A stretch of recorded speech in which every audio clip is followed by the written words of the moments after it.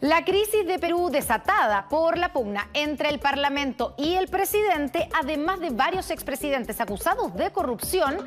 Colombia es uno de los países más desiguales del mundo. El 1% de la población obtiene el 18% de los ingresos del país. ¿Qué nos pasa en América Latina que no logramos salir del estancamiento en muchos frentes? América Latina está atravesando una etapa singular en su historia. Mientras el mundo se moderniza y varios países elevan los estándares de vida de su población, Latinoamérica se ve rezagada, sin crecimiento, dividida ideológicamente y sin una voz común. Es una región en riesgo de caer en la irrelevancia. Algunos países son de izquierda, otros de derecha, y el péndulo político va de un lado al otro con el paso de los ciclos electorales. Pero si hay algo que sigue siendo constante para nuestros países, es la pobreza, la desigualdad, la falta de servicios públicos y sistemas de salud dignos, la caída en la calidad de la educación, el estancamiento productivo y, por encima de todo, la imposibilidad de lograr consensos entre países que puedan aumentar el bienestar de todos los vecinos. Por otro lado, tenemos ejemplos como la Venezuela de Nicolás Maduro, un país que sufre un gran deterioro democrático e institucional. Del otro lado del mundo, vemos a países como Japón o Corea del Sur, que en menos de un siglo han logrado adquirir niveles de desarrollo impensados para nuestra región, envidiables. ¿Por qué no hemos podido lograr esos niveles de prosperidad en América Latina? ¿Qué se hace mal en nuestra región? ¿Y qué hace bien el resto del mundo desarrollado? ¿Cuáles son las claves para que los países de América Latina puedan integrarse al resto del mundo y mejorar la calidad de vida de sus habitantes? Bueno, no hay mejores invitados para hablar de nuestra América Latina y sus posibles soluciones, una posible receta hacia el progreso, que Andrés Rugeles, ex vicepresidente del Consejo Colombiano de Relaciones Internacionales y además miembro asociado de la Universidad de Oxford y la London School of Economics. También ex embajador y quien es el autor del libro América Latina, la visión de sus líderes. En este libro estudia a fondo las dificultades, las virtudes y las proyecciones a futuro de nuestra región. También me acompaña Carlos Ominami, ex senador y exministro de Economía de Chile, quien es actualmente el presidente del Foro de Política Exterior de Chile. Pero antes de comenzar con el programa, como lo hago todas las semanas, quisiera invitarlos a que se suscriban a mi canal en YouTube, @PatriciaYaniotVideos, le dan clic a la palabra suscribirse y ya está. Quedamos conectados en YouTube. No saben lo que me ayudan si logramos aumentar el número de suscriptores para financiar la producción de ¿Qué pasó con lo que pasó? Y bueno, con más suscriptores a lo mejor llegan patrocinadores del programa y del canal. Ojalá. Vamos a reforzar esa parte comercial también. Les recuerdo que también me pueden encontrar con todos los episodios de ¿Qué pasó con lo que pasó? En Spotify como podcast. Así que les agradezco mucho su apoyo hasta ahora. El canal no para de crecer y eso es, por supuesto, gracias a ustedes. Comenzamos.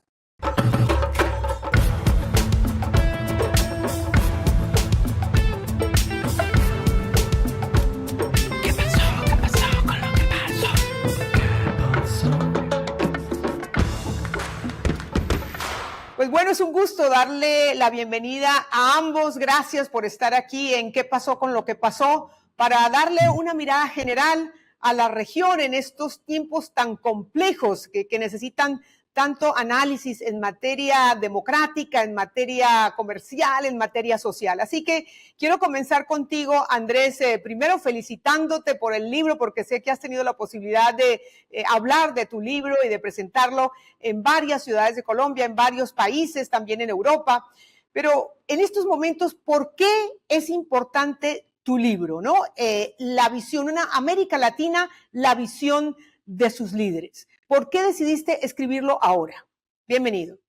Patricia, muchísimas gracias por la invitación. También a Carlos por la compañía en esta sesión. Y el libro responde a una pregunta que yo creo que es fundamental hoy en América Latina, y es ¿hacia dónde vamos?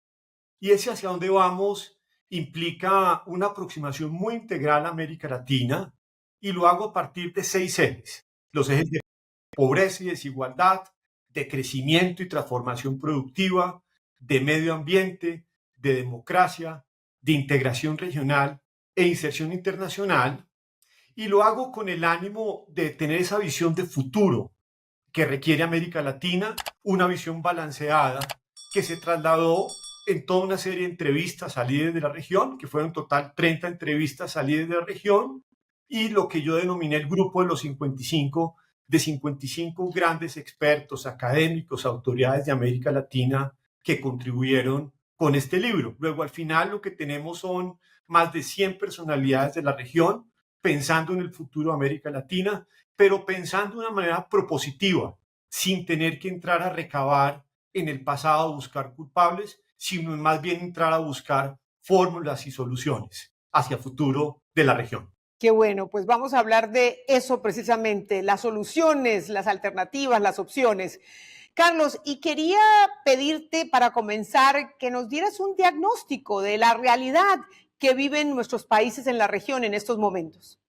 Gracias, Patricia. Bueno, antes que nada, felicitar a Andrés. Creo que realmente su libro va a ser un referente obligado por la amplitud de los temas que trata y por la amplitud también de las visiones de políticos e intelectuales.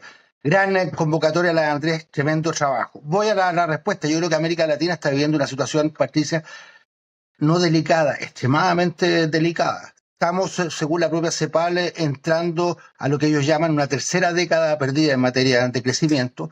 Somos una región que está muy, muy desintegrada. También en la primera evaluación que hay de los objetivos del desarrollo sustentable para el 2030, se estima que 2/3 de los objetivos que se plantearon para América Latina no se van a poder cumplir. Entonces, esa es la realidad que tenemos, y desde ese punto de vista me parece a mí muy importante tener un diagnóstico, llamar la atención, lo que hace Andrés también en su texto, que es poner sobre la mesa un diagnóstico que es preocupante, pero también esperanzador. Yo creo que aquí son muchas las cosas que hay que hacer, pero fundamentalmente lo que yo creo es que lo que está fallando en América Latina es la política. Son los sistemas políticos que no logran generar mayorías. Lo que tenemos prácticamente en todos los países son una suerte de alternancias destructivas. Un gobierno que llega a echarle la culpa al otro por las cosas que no puede hacer, que busca proyectarse en el tiempo y tampoco lo logra. Entonces, creo que ahí están los problemas, pero la base para poder enfrentarlos es tener un diagnóstico común. Y me parece a mí que ese diagnóstico tiene que ser un diagnóstico bien realista en el sentido de que estamos en una situación que es muy, muy preocupante. ¿Estás de acuerdo, Andrés, con este diagnóstico? ¿Por qué América Latina está estancada? ¿Cuáles son las posibilidades, las expectativas de cara al futuro con la situación que vivimos en estos momentos de desigualdad, de falta de crecimiento, de poca integración comercial? Yo creo que efectivamente estamos en un momento crítico en la región, Patricia, y es un momento crítico que, como Carlos menciona, en el centro del debate está la política. Incluso yo iría un poco más allá. Como lo señalo en el libro, acá lo que tenemos es una crisis de liderazgos en la región. Y necesitamos unos liderazgos renovados en América Latina y unos liderazgos que estén pensando en el largo plazo, en construir consensos, amplios consensos en la sociedad y en buscar soluciones. Hoy lo que tenemos es unos enfrentamientos políticos, polarización, el debate de los jefes de Estado se ha degradado. Hay que ver lo que son las discusiones públicas, que más que discusiones pasan a ser insultos entre los unos y los otros en una situación inédita en la región. Luego el llamado a través del libro es volver a recuperar el sentido del liderazgo, el sentido de la política y entre todos poder contribuir a la construcción de la América Latina y una América Latina con crecimiento, con igualdad, con paz, con inclusión social y una América Latina que sea relevante en el escenario internacional. Muy bien, vamos por partes, hablemos del tema social, porque la pobreza, Carlos, sabemos que es una bomba de tiempo en la región, la pobreza y la desigualdad. ¿Cómo desactivarla? ¿Cómo evitar que sigan creciendo las masas de gente que vive bajo la línea de la pobreza, de la miseria, y que obviamente causan problemas sociales, protestas, manifestaciones que desestabilizan gobiernos y países? O sea, Patricia, en verdad aquí tenemos no solamente un problema, sino que dos problemas. Tenemos una cantidad muy importante de gente, el orden del 30% de la población latinoamericana que vive en condiciones de pobreza, y tenemos también los problemas de las desigualdades, que no son exactamente lo mismo. Ahora, todo esto tiene que ver con un modelo de crecimiento, tiene que ver con el estancamiento en el último tiempo. No hay mejor política social que el crecimiento, que el aumento del empleo, y eso es lo que hemos tenido, lo que no hemos tenido durante el último tiempo. Los últimos 10 años América Latina, el PIB per cápita, el Producto per cápita de América Latina ha crecido menos de un 1%. Entonces, con eso no alcanzamos a resolver los problemas, por eso los países no logran sacar a sus poblaciones de las condiciones de pobreza. Tenemos hoy día un nivel de pobreza que es más alto que el que teníamos hasta antes de la pandemia. La pandemia generó niveles muy importantes de pobreza que nos han podido recuperar. Somos, a su vez, un continente extremadamente desigual, y todo esto tiene que ver con un cierto modelo, un tipo de modelo de crecimiento, tiene que ver con el estancamiento en que hemos estado instalados durante mucho tiempo, y eso supone también, creo, en un mundo que se ha fragmentado, supone que seamos capaces de cooperar más entre nuestros países, y ahí tocamos nuevamente otro tema que es bien crucial, que son los niveles de falta de concertación política, los niveles de desintegración. Hoy día los intercambios al interior de nuestros países son muy bajos, son en torno al 20% o menos. Nosotros estamos integrados, pero nos integramos con Europa, nos integramos con China, nos integramos con Estados Unidos, pero en una manera totalmente subordinada, produciendo valores, bienes con poco valor agregado. Entonces, una vez más, aquí yo en eso estoy completamente de acuerdo con Andrés, que aquí hay un problema muy serio de liderazgos que sean capaces, es difícil, es fácil decirlo, digo, liderazgos que sean capaces de tener una visión más de mediano y largo plazo para poder, entre otras cosas, crear condiciones que nos permitan retomar los procesos de integración. Así se hizo en Europa, así se hizo al inicio de la integración latinoamericana, pero francamente hoy día los líderes latinoamericanos están demasiado consumidos por el muy, muy corto plazo y no logran tener perspectivas más allá de la coyuntura, más allá del mes siguiente, y creo que eso realmente no nos tiene en la situación en que estamos. Claro, que esas condiciones se conviertan en políticas de Estado y no políticas de gobierno que de acuerdo se van implementando de acuerdo al presidente de turno.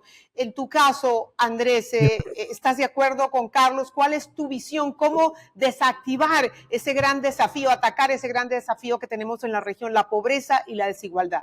Bien, yo partiría hay una afirmación de Oxfam sobre la situación de pobreza y desigualdad a nivel mundial, que dice que estamos pasando de la crisis a la catástrofe. Y déjame elaborar un poco esto, el porqué la racionalidad que hay detrás de esto. Cuando uno ve las cifras, y hay un reciente estudio de Oxford con PNUD, en donde están indicando que hoy en el mundo hay más de 1.100 millones de personas bajo la pobreza aguda, y de esos 1.100, el 50% son niños y el 40% de esa población está viviendo en situaciones de conflicto.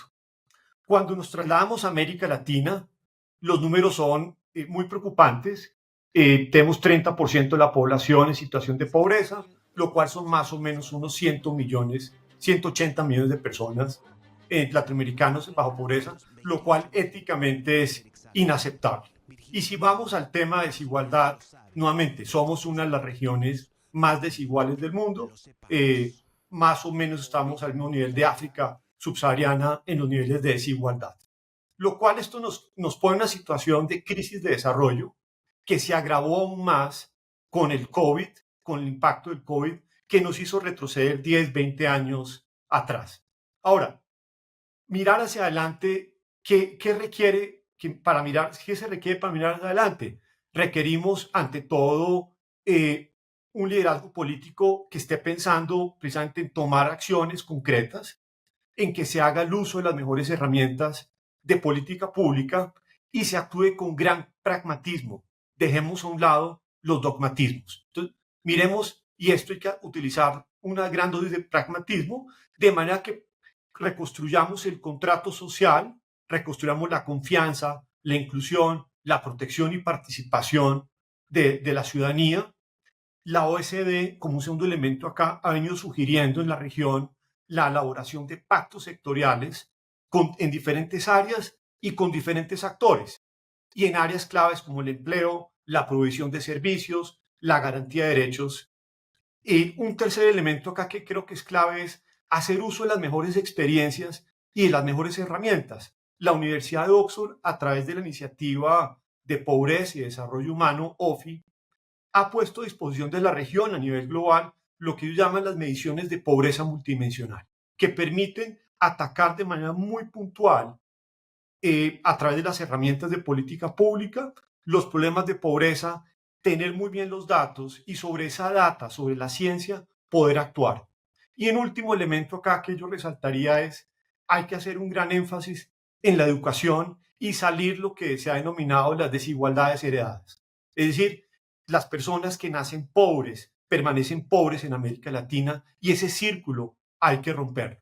Luego, al final del día, uno de los mensajes acá del libro es: tenemos que luchar contra la pobreza, pero asumiendo lo que no es un tema ni de izquierdas ni derechas, es un tema que le compete a toda la población. A propósito, ahora que hablas que no es un tema ni de izquierdas ni de derechas, eso también lo podemos aplicar a la democracia en la región. Andrés, en tu libro, y ya te doy la palabra, Carlos, en tu libro hablas de un retroceso democrático que se ha extendido a toda la región sin distinción de ideologías políticas.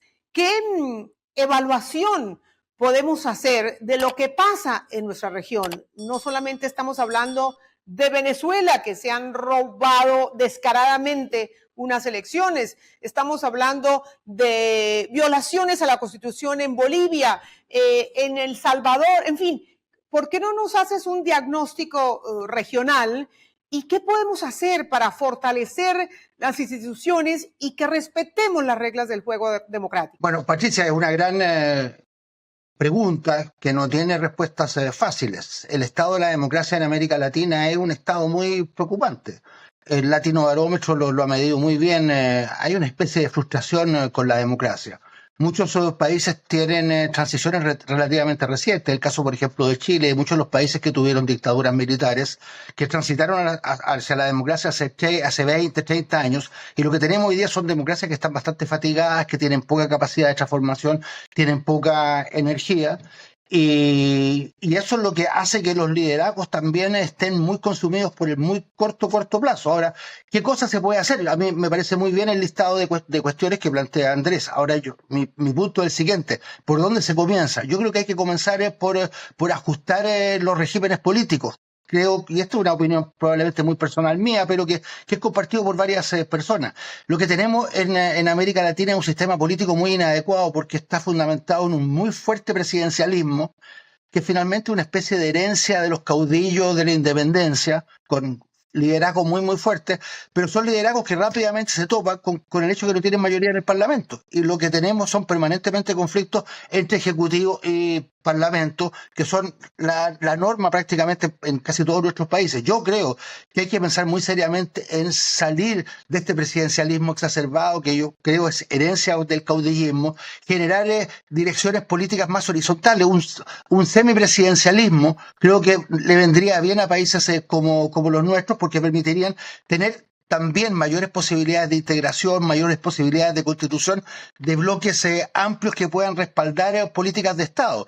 El desarrollo, Patricia, supone necesariamente la persistencia del esfuerzo. Si cada gobierno viene cada 4 años a proponer algo distinto, esto no va a funcionar. Eso son alternancias destructivas. Tiene que haber una línea de continuidad. Cada gobierno tiene derecho a imponer su estilo, pero dentro de una cierta línea. Un ejemplo que yo pongo, en Chile, por ejemplo, se hizo una gran idea, un gran tema fue la construcción del ferrocarril. Ningún gobierno podía terminar el ferrocarril, pero cada uno hacía un pedazo. Esa era una política de Estado. El metro también en Chile es también una política de Estado. Falta definir ideas, por ejemplo, plantearse objetivos serios desde el punto de vista de la erradicación de la pobreza, de la disminución de las desigualdades, que puedan ser objetivos que estén consensuados entre izquierda, centro y derecha, de manera que cada vez que cada nuevo gobierno esté más o menos obligado y comprometido a seguir esa senda y no a empezar todo de nuevo. ¿Qué opinas, Andrés? No, coincido completamente con Carlos, y uno de los fenómenos que tenemos hoy acá es lo que uno puede llamar el refundacionalismo crónico. Si cada gobierno que llega pretende reescribir la historia y borrar lo que el anterior hizo. Y yo creo que ese es un grave error. Cuando uno mira a los países asiáticos, una de sus características es que tienen y han logrado la continuidad en las políticas públicas en el largo plazo. Entonces, ese es un primer elemento. Un segundo elemento que a mí me preocupa muchísimo el escenario hoy de América Latina son los cantos de sirena que estamos escuchando en diferentes latitudes en la región, con soluciones que lo que traen es más pobreza y más desgracia a América Latina. Luego acá tenemos un escenario donde con estos cantos de sirena, lo que diría Moisés Naim, las 3 P's, que está generando mayor polarización, mayor populismo y lo que son los fake news en un estado de posverdad. Luego tenemos que enfrentarlos. Ahora, el cómo acá creo que es muy importante.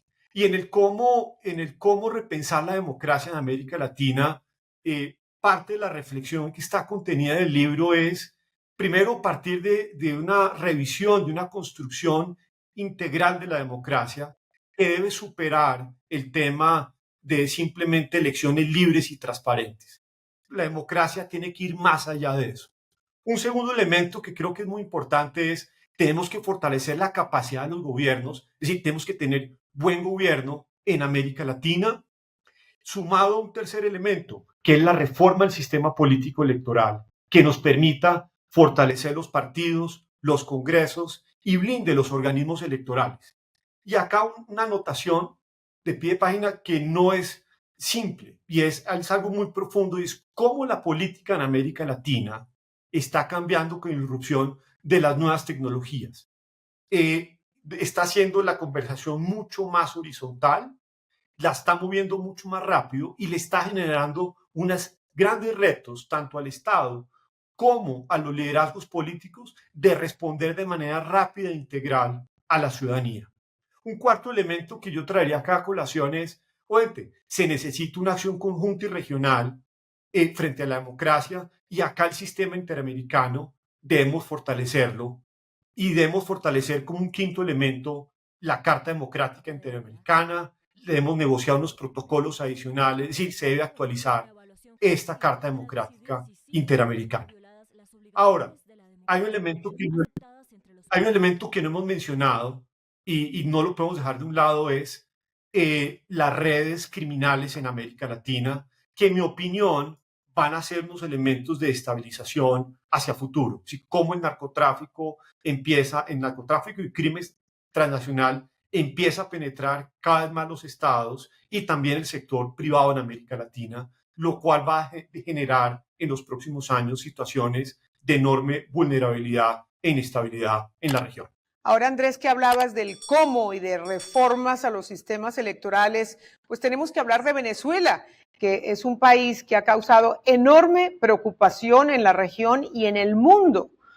¿Cómo lograr que Venezuela deje de ser una dictadura, retome su senda democrática, respete las reglas del juego electoral y deje de violar los derechos humanos, comenzando por los democráticos?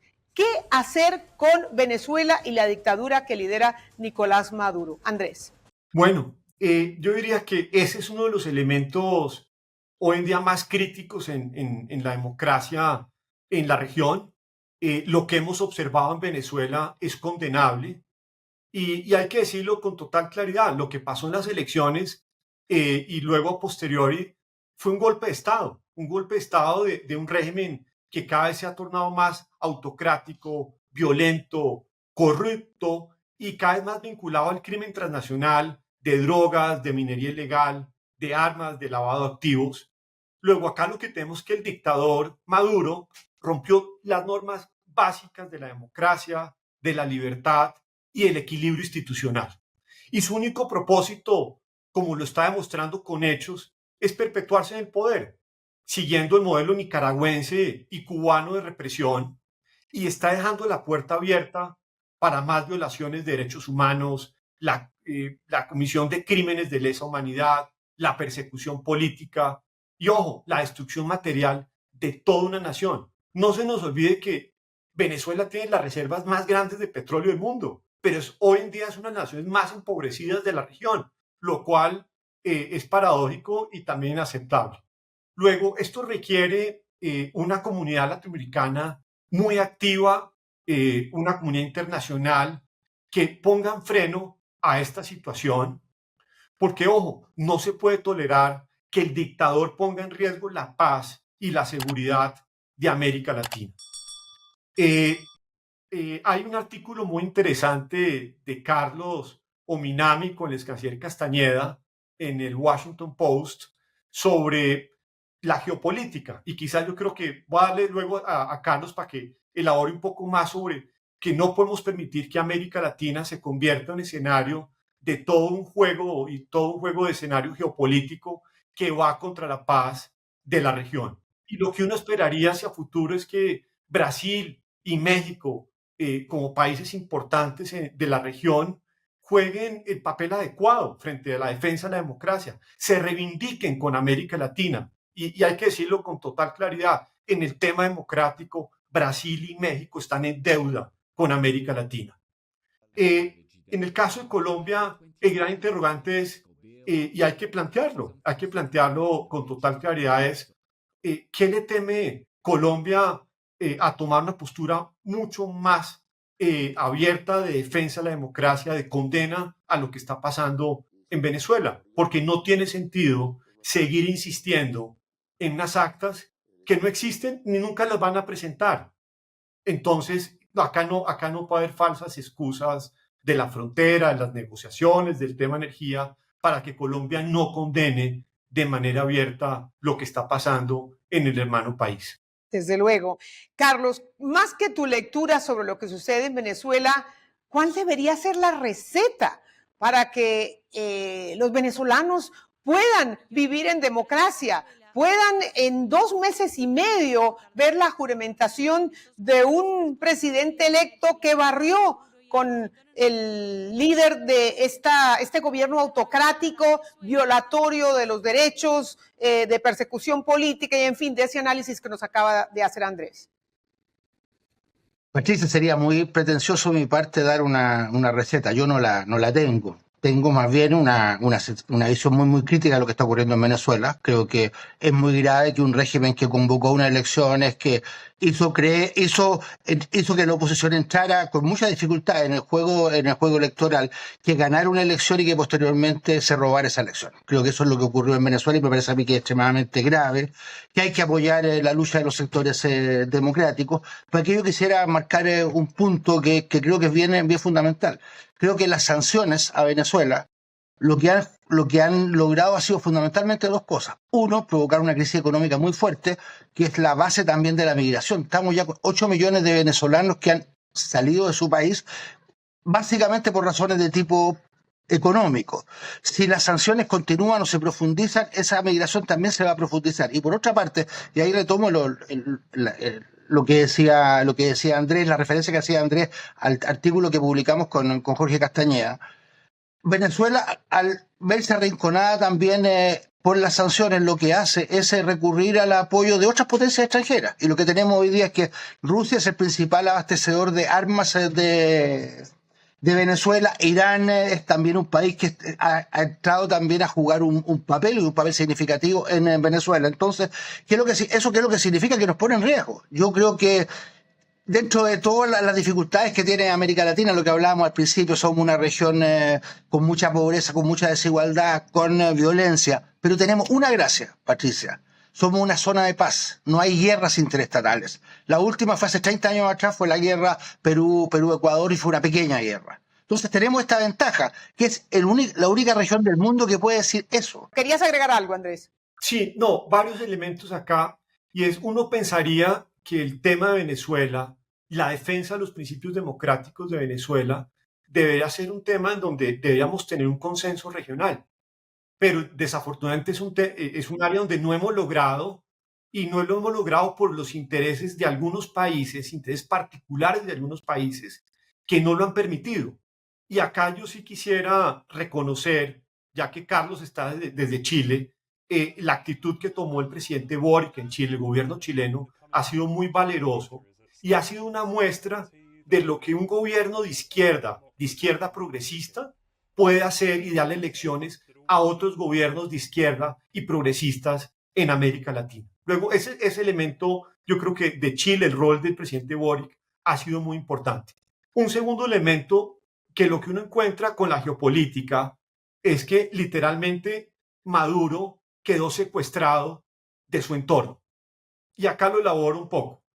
Quedó secuestrado de su propio entorno, de sus colaboradores, porque sus colaboradores saben que saliendo de Venezuela, saliendo del gobierno, su destino es la cárcel. No tienen otro camino después de todos los delitos que se han cometido. Y la serie de potencias extrarregionales no le están dando ningún margen de maniobra a Maduro para poder facilitar esta transición democrática. Luego, la situación es muy compleja, pues la situación es compleja y va a requerir de acá de una enorme dosis de un ejercicio internacional de presiones, de pragmatismo y también una vía, reitero, una vía democrática y pacífica al interior de Venezuela para lograr esa transición. Lamentablemente, si no se ha logrado en Nicaragua, que ha, digamos, violado de manera consistente a raíz de las manifestaciones que desconocían la victoria del líder nicaragüense, de Daniel Ortega, si no se ha logrado en Cuba, ¿por qué tendremos que tener esperanza a que algo diferente suceda en Venezuela? Y bueno, esto me lleva a hablar también de la región de cara al mundo, porque América Latina ha perdido relevancia a nivel internacional. Es una región a la que el mundo no mira con mayor interés. Miren lo que está sucediendo en Venezuela y aún así pareciera que, bueno, con algunas excepciones no hay grandes presiones, no hay grandes políticas para vincularse a América Latina de una manera mucho más, con mayor protagonismo y con mayor efectividad y con mayores beneficios también para la región. Así que, ¿qué hacer? ¿Qué hacer para que el mundo nos vea con mayor importancia, para tener más relevancia, para tener mayor integración? Ya Carlos hablaba de eso. Si quieres, Carlos, inicia tú con esta respuesta, por favor. Patricia, yo creo que eso es muy cierto. O sea, yo creo que estamos en una situación de marginalidad internacional, de irrelevancia internacional como nunca antes habíamos estado. América Latina ha desaparecido del radar del mundo y normalmente hacemos noticias solamente por cuando nos ocurre alguna tragedia o por los temas migratorios o por el narcotráfico. Pero no hacemos noticia por otras razones. Ahora, eso tiene que ver con el hecho de que somos un continente que está desintegrado, un continente cuyas voces, como no hablan un mínimo lenguaje común, no se escuchan. Lo que surge de América Latina es ruido, no son voces que se escuchen. Y ese es nuestro problema. Entonces volvemos nuevamente a los temas de liderazgo, cómo generar liderazgos que puedan articular una posición común en algunos de los temas. No vamos a estar de acuerdo en todas las cosas. En Europa, la Unión Europea tiene 27 países, tiene enormes diferencias en muchas cosas, pero tiene algunos temas que son comunes. Los que trataron incluso de salirse de eso, salirse del euro, hicieron campaña diciendo salgámonos de la Unión Europea, finalmente todos ellos han tenido que entrar en esa vía porque es una vía que está trazada, que tiene una trayectoria anterior y que tiene futuro. Eso es lo que a nosotros nos falta, no tenemos futuro, no tenemos horizonte. Y una vez más, eso supone liderazgo político, y para que los liderazgos políticos puedan comportarse de esa manera tienen que tener incentivos. El sistema político tiene que incentivar la posibilidad de generar acuerdos, la posibilidad de generar perspectivas. Lo que hoy día tenemos en muchos casos son sistemas políticos que más bien incentivan el político que propone soluciones fáciles a problemas complejos, que habla en 140 caracteres y desgraciadamente estamos en eso. Yo tengo una gran admiración por el presidente Lula, pero también me doy cuenta de las enormes dificultades que él ha tenido. Yo creo que él se ha jugado muy a fondo para que haya una transición a la democracia en Venezuela y entiendo también la decepción que él tiene con la situación que se ha producido en Venezuela, donde probablemente vamos a tener a Maduro iniciando un nuevo periodo a partir del 10 de enero. ¿Tú lo ves igual, Andrés? Y de cara al escenario internacional, el problema pasa por la falta de integración, no solamente comercial, sino integración también política, esa falta de vocería única, como lo plantea Carlos. Yo quisiera acá tener una voz y una visión mucho más optimista y yo creo que acá podemos ir por la vía del pesimismo o por la vía del optimismo. Yo me quiero ubicar más en la línea optimista hacia futuro de América Latina. Y lo digo por lo siguiente, estamos de acuerdo en el diagnóstico, donde América Latina ha perdido relevancia a nivel internacional. Hay que ver simplemente la participación de la región en los flujos de comercio, de inversión o temas elementales como el registro de patentes. Hoy América Latina solo registra el 2% o menos del 2% de las patentes a nivel mundial. China está por encima del 60%. Luego nos está dejando rezagados en los debates internacionales, lo corrobora uno. En Naciones Unidas, América Latina, el peso de América Latina es cada vez menor. Ahora, hacia adelante también tenemos un elemento estructural y es cómo el eje de poder se está moviendo cada vez más hacia Asia-Pacífico. Y acá uno de los elementos que abordamos en el libro son las megatendencias. Y las megatendencias lo que nos está indicando es que Asia-Pacífico hacia el 2050 va a generar aproximadamente más del 55% del PIB mundial. Es decir, el péndulo de la historia vuelve nuevamente hacia Asia-Pacífico como lo fue antes de la Revolución Industrial. Pero ahora, volvamos al campo latinoamericano. ¿Y por qué digo que hay que tener acá y podemos tener una actitud más positiva? Y es, hoy América Latina, con la riqueza que tiene, puede contribuir a la solución de problemas globales.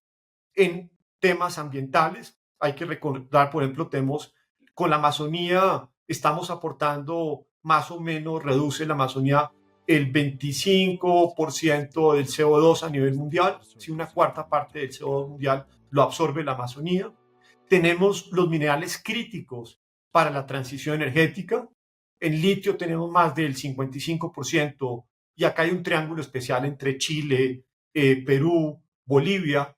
En cobre también tenemos más del 50% de las reservas mundiales de cobre. En alimentos, hoy en día tenemos capacidad de alimentar a 1.300 millones de personas en alimentos, y hacia 2050 podríamos alimentar a 9.000 millones de personas. Y en términos de emprendimientos, la capacidad de emprendimiento de América Latina, de unicornios, es una de las más grandes del mundo, luego de la India. Luego, América Latina tiene los recursos, tiene la capacidad para aportar a estas soluciones globales. Ahora, coincido con Carlos, nuevamente volvemos al tema del liderazgo. Sí, cómo los liderazgos de América Latina nos van a permitir esa transformación y volver a tener una voz mucho más activa en el plano internacional. Y esa voz pasa por la integración regional. América Latina está fragmentada, está ideologizada en sus procesos de integración regional, y el ejercicio que hay que hacer es volver a pegar la región sobre temas que nos unan en una agenda, yo diría, de unos mínimos comunes, en un ejercicio de unos mínimos comunes pensando hacia futuro. Y esos mínimos comunes giran en torno a democracia, a medio ambiente. Migraciones es un tema que nos debe unir, la lucha contra el crimen transnacional, e indudablemente hay un principio que es rector a todos, que es el multilateralismo. Muy bien, Patricia, y para yo cerrar quisiera reaccionar a lo que dice. Claro que No, sí. reaccionar a lo de Andrés. Yo creo que es totalmente cierto. América Latina tiene enormes potencialidades. Ahora, si la política no es capaz de darle una canalización, son posibilidades que allí quedan, que no se materializan. Entonces, yo creo que es fundamental que nuestros países, nuestros liderazgos, puedan volver a confiar sobre nuestras propias fuerzas y no estar buscando ayudas externas. Desde ese punto de vista, a mí me parece que toda idea de buscar alinearse con una gran potencia o con otra gran potencia es francamente fatal. Eso nos va a llevar a la división y eso nos puede llevar incluso a traer los conflictos bélicos a nuestra propia región. Esa es la razón por la cual también entre varios hemos estado afirmando, y es por lo demás mi contribución en el texto de Andrés, que hay que afirmar una política de no alineamiento activo, consistente, rigurosa, en donde pongamos por delante nuestros propios intereses y no nos subordinemos ni a una potencia ni a otra potencia, que es desgraciadamente lo que algunos países están tratando de hacer. Independientemente de quién esté gobernando, que América Latina tenga un rol importante en temas esenciales de comercio. Y acá, ojo, nearshoring América Latina puede aportar muchísimo en todos los temas de nearshoring, de reacomodo de las cadenas globales, de producción en los Estados Unidos. Podemos aportar todos los temas de energía, que ya los mencionamos, de la transición energética, temas ambientales, y obviamente tenemos un enorme talento humano que aportar desde América Latina. Luego el llamado más hacia Estados Unidos sería: vuelvan a mirar a América Latina como un socio confiable, como un actor importante que puede contribuir al cumplimiento de los objetivos de Estados Unidos y de su presencia regional y global. Yo creo que la estrategia de América Latina, en línea lo plantea Carlos, del no alineamiento, hay un principio también rector que es el res pice omnia, que acuñó el ex canciller Fernández Soto de Colombia, que significa que debemos mirar al conjunto, mirar al universo. ¿Eso en qué se traslada en términos prácticos? Se traslada que América Latina tiene que jugar con Estados Unidos, obviamente, pero también tiene que jugar de una manera balanceada con los otros actores del escenario internacional, con China, con Unión Europea, India, con el sur global. Esa yo creo que debe ser la apuesta de América Latina, con una posición muy pragmática de jugar en todos estos escenarios y no depender de un solo actor como lo dependió América Latina en el pasado, solo mirando hacia el norte.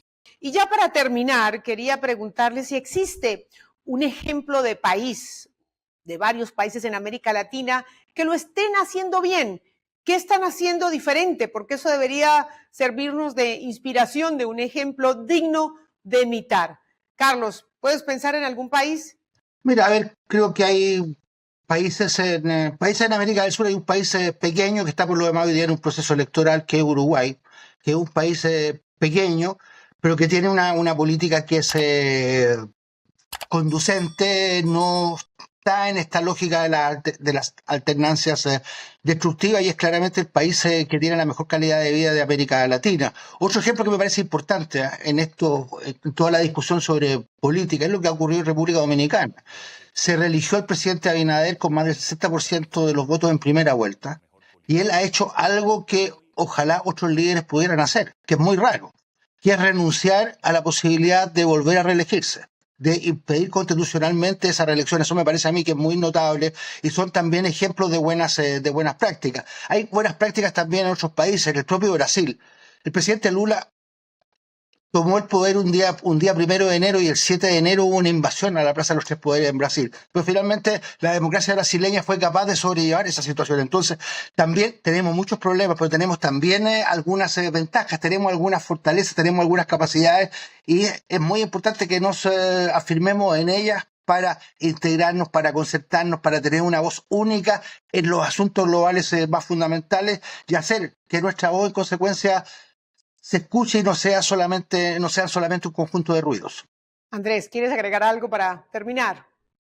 No, yo coincido con Carlos, y creo que acá en la región tenemos buenos ejemplos. Lo de Uruguay, la parte institucional es admirable, y es admirable ver cómo un país chico como Uruguay ha logrado tener una democracia estable, y cómo sus dirigentes, a pesar de las diferencias, pueden dialogar con enorme respeto. Eso es admirable, caso uruguayo.